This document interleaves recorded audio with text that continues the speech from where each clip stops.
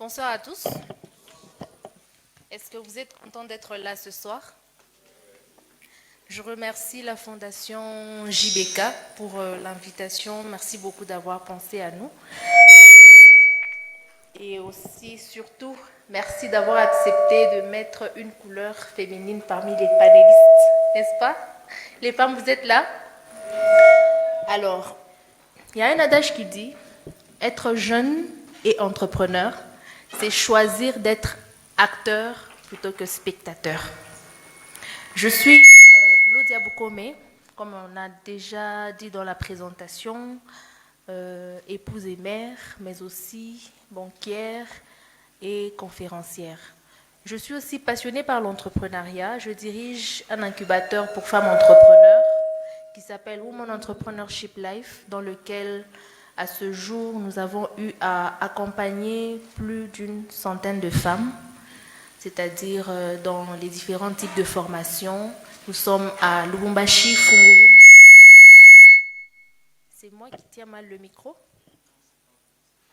Ah, ok, c'est la technique, hein. Merci. Il m'a été demandé de parler ce soir de l'entrepreneuriat et du financement. Je sais que la partie financement intéresse beaucoup d'entrepreneurs, donc nous allons nous atteler un tout petit peu dessus.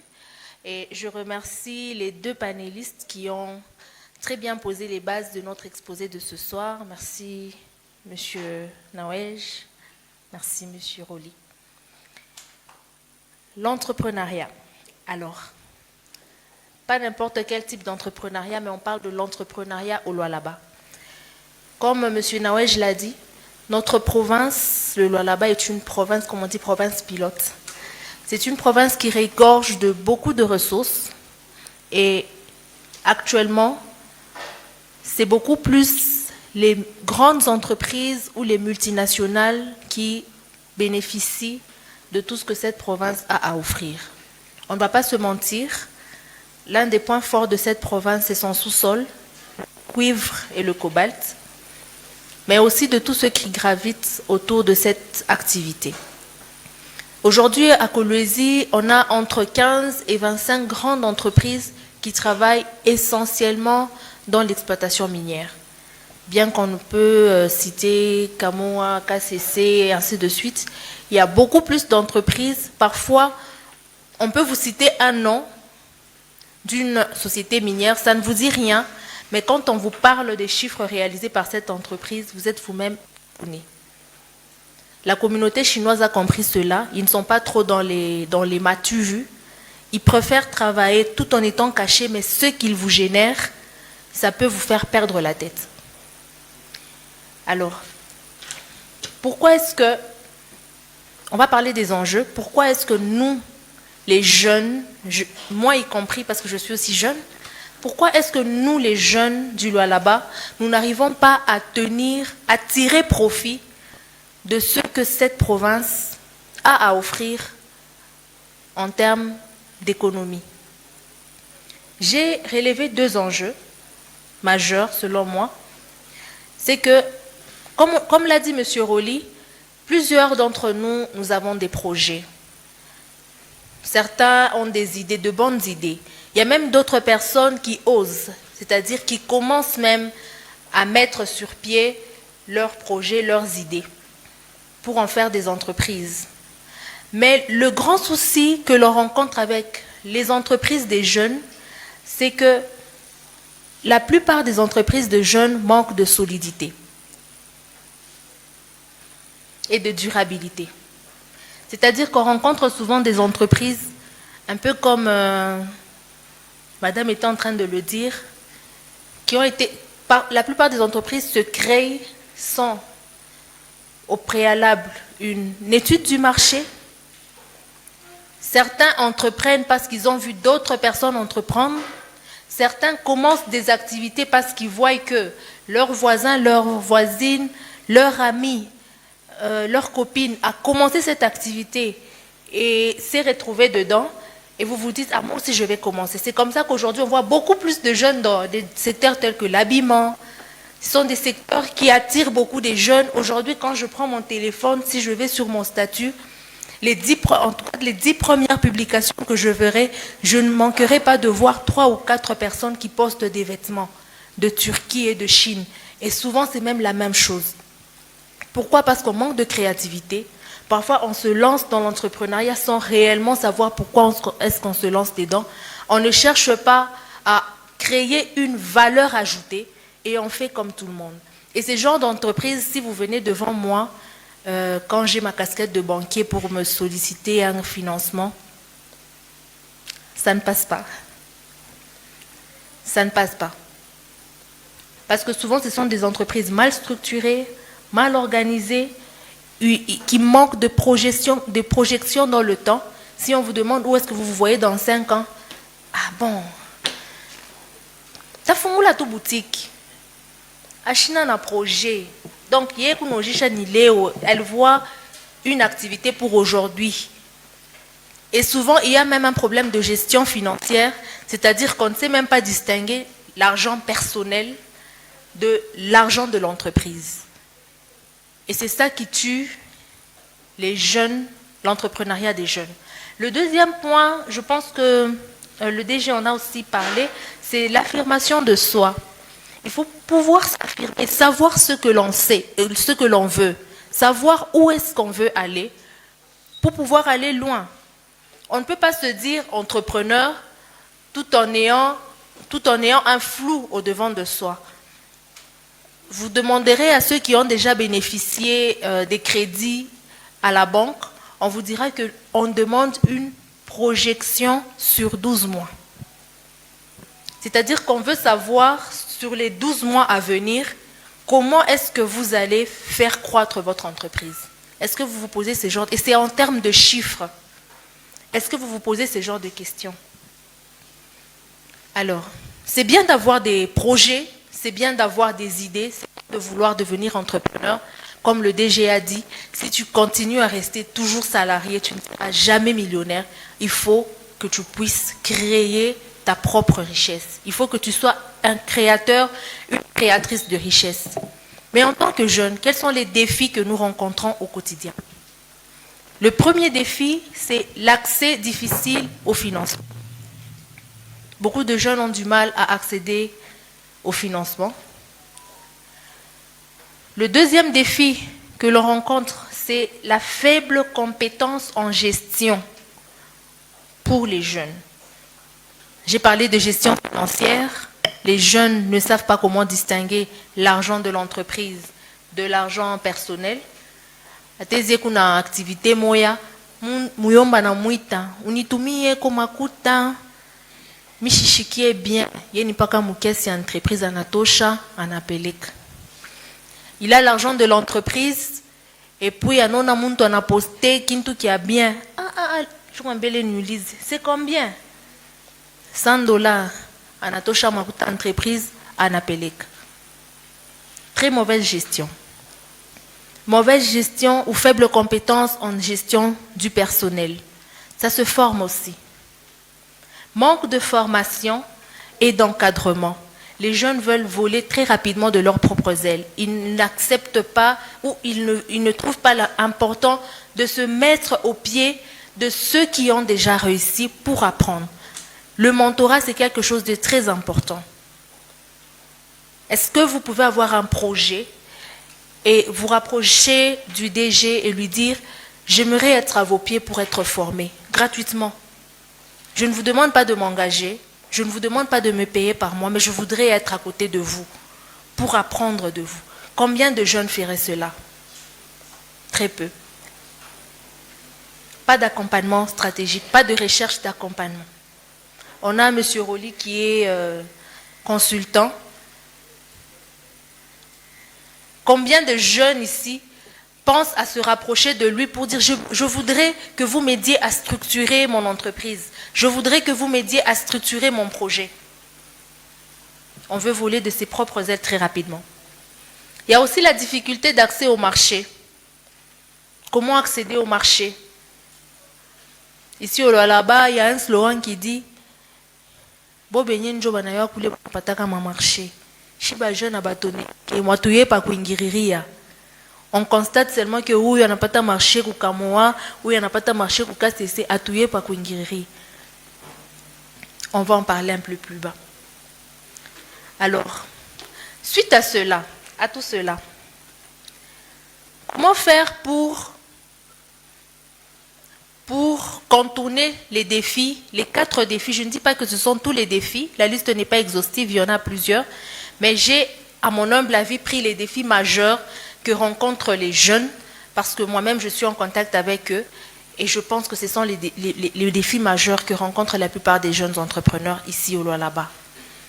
Alors, comment les contourner ou comment faire pour pouvoir aller au-delà de ces défis?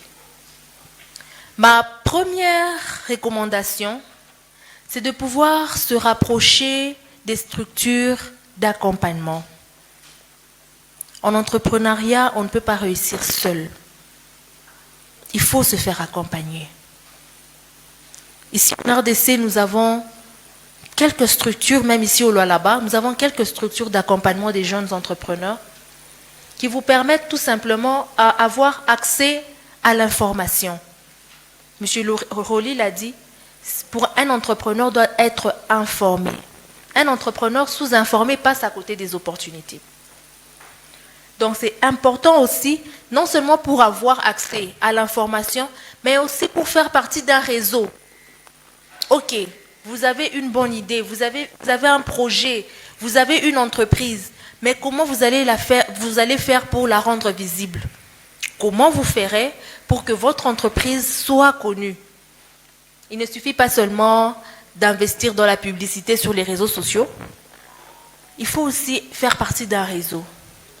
Un réseau d'affaires qui vous permet tout simplement de vendre d'abord vos services aux membres de ce réseau et de fil en aiguille, si vous êtes bon, ce sont ces personnes-là qui recommanderont votre entreprise à d'autres personnes.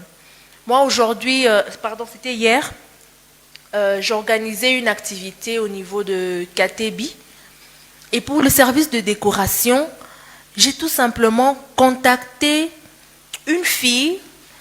J'avais vu à une de ses activités une très belle déco et j'avais aimé.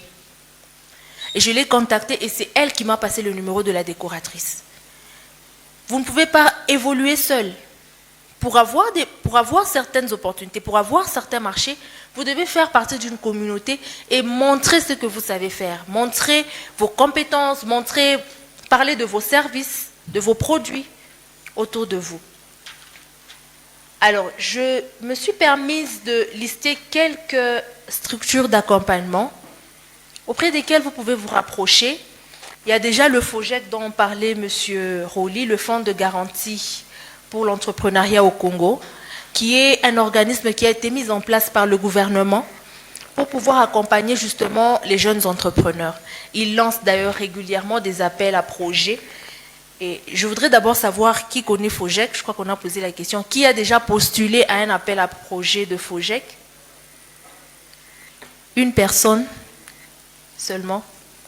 Nous avons l'ANADEC, qui est l'Agence nationale de développement de l'entrepreneuriat au Congo, qui encadre aussi les jeunes entrepreneurs dans la formation, dans la formalisation des documents, dans l'accès aux bonnes informations concernant les taxes et impôts à payer.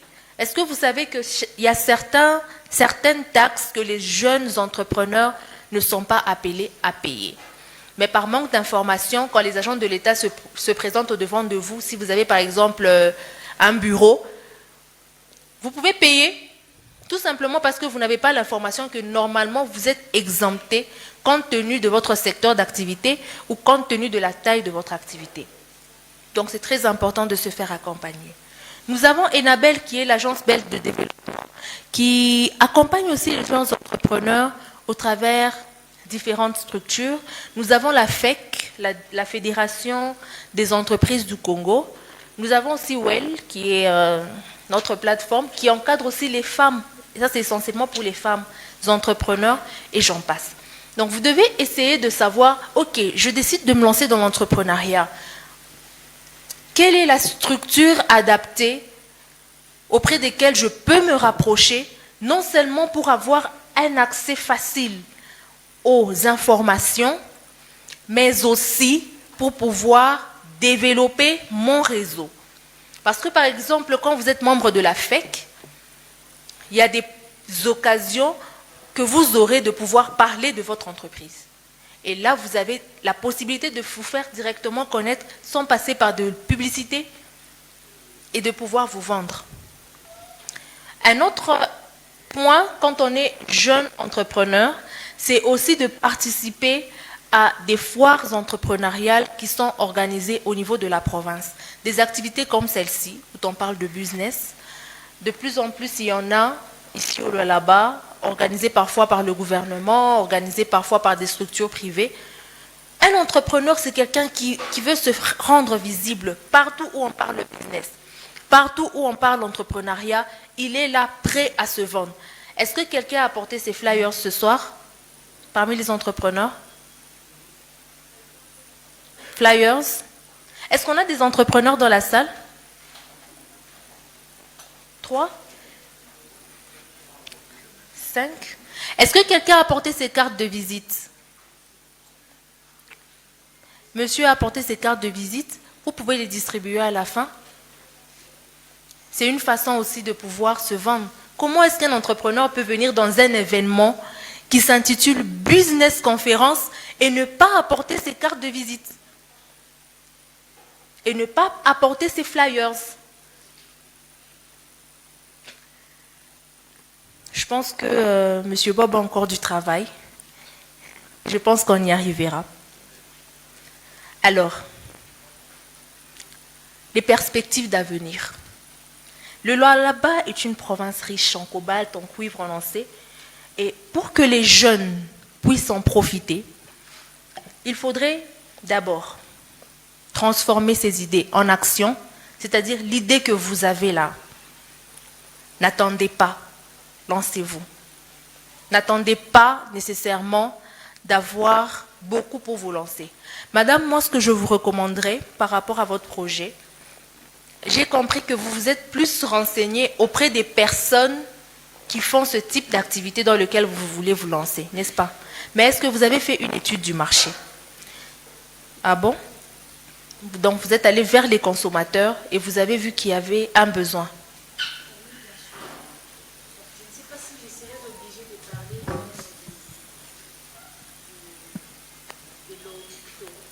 de ma vision. Parce que j'étais avant. Avant, je faisais les business de vendre les habits. Ça n'avait pas tenu.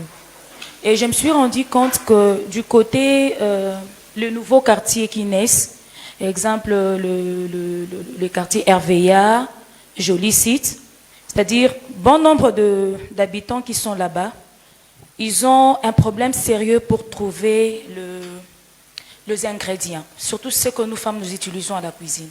C'est-à-dire quelqu'un pour se trouver, exemple les kalangas qu'on met dans les sombés, dans les amarantes, il faut qu'ils viennent à la cité.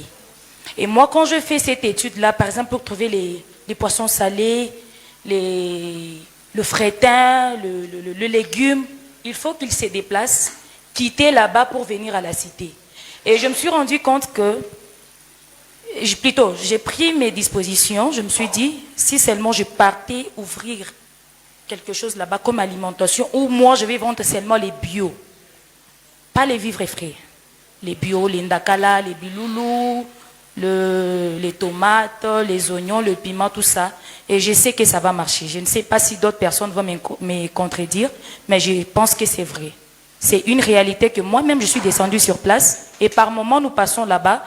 Vous verrez que quelqu'un qui est ici, mais pour trouver les ingrédients, il y a une distance où il faut, si tu n'as pas la voiture, c'est-à-dire ça peut te prendre même des heures du temps pour trouver ça.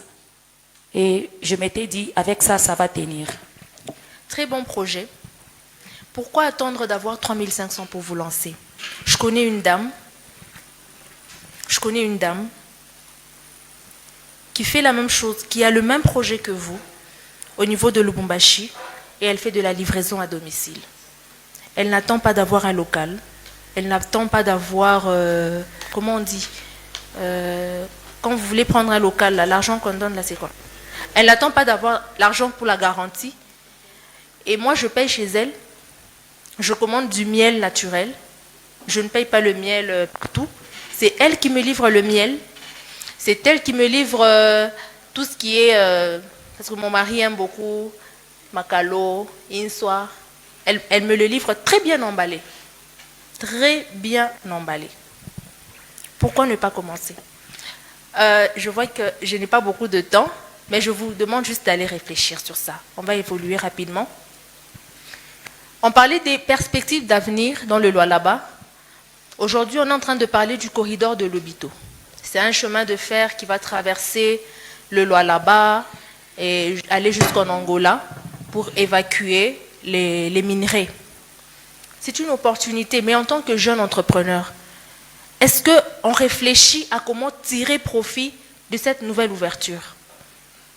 Est-ce qu'on réfléchit à comment se positionner pour ne pas laisser ce corridor être essentiellement au bénéfice des multinationales, pour pouvoir tirer profit de cela? Matière à réflexion, on n'a pas beaucoup de temps. Je vais parler de financement, d'accompagnement par rapport à la banque. Quelles sont les conditions pour recevoir un crédit à la banque? Déjà, je voudrais commencer par un point très capital. En RDC, il n'y a aucune banque d'investissement. Aucune. Toutes les banques que nous avons sont des banques commerciales. C'est-à-dire que lorsque vous vous présentez devant un banquier, la première question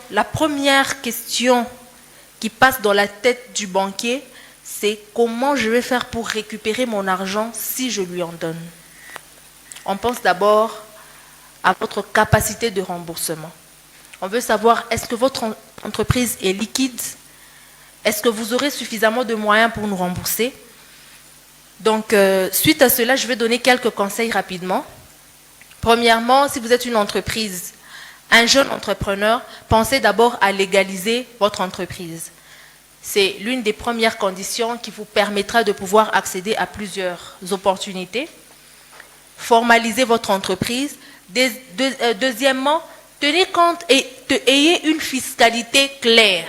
Ayez une gestion financière claire.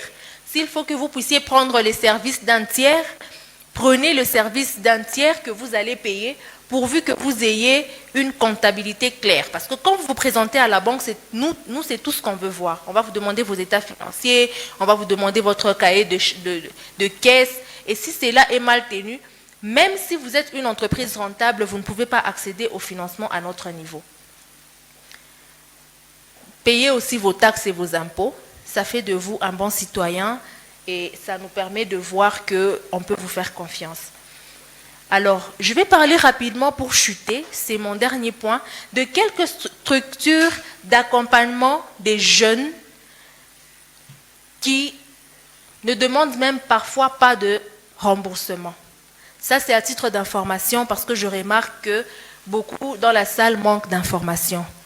Il y a le programme Orange Corner qui accompagne et finance chaque année les jeunes de 18 à 35 ans, ici en RDC. Et même les projets sont financés.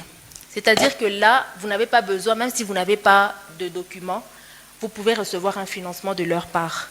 Et en RDC, depuis 2020, ils ont eu à accompagner 197 entrepreneurs, dont 133 qui ont reçu des financements. Bongo, sans remboursement. Et je connais personnellement des personnes qui ont bénéficié des financements de Orange Corner. L'importance de faire partie des réseaux, ça vous permet d'avoir accès aussi à ce genre d'informations. Quand il y a des appels à projets, vous savez y accéder facilement. Mais si vous êtes entrepreneur et que vous voulez évoluer seul, vous n'êtes pas appelé à aller très loin. Il y a le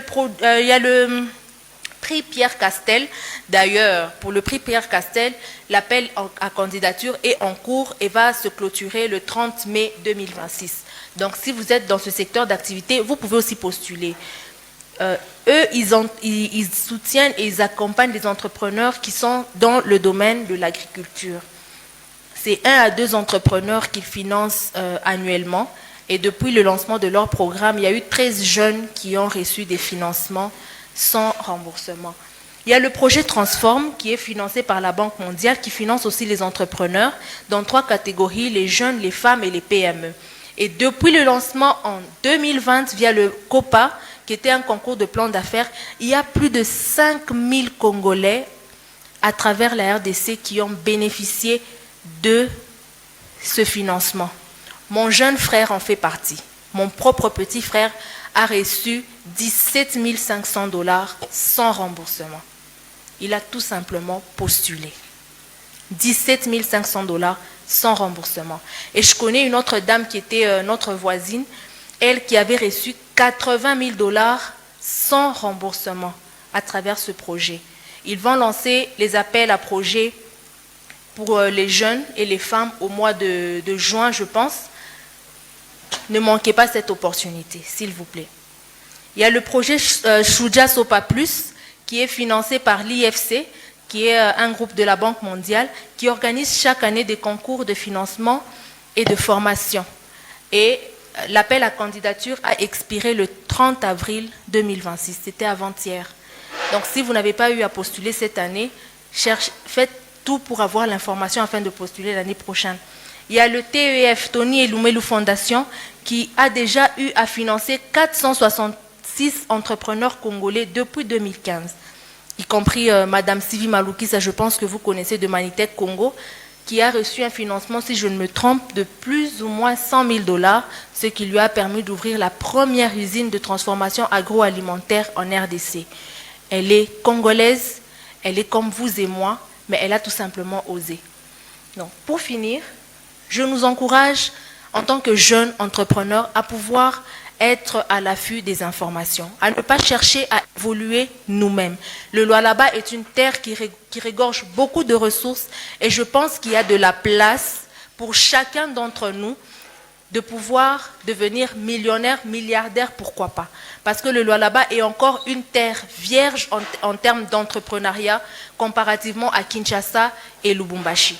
Donc, ce que je souhaite, c'est qu'à la prochaine édition de la fondation JBK, qu'on ait plus de 4 entrepreneurs dans cette salle. Je vous remercie.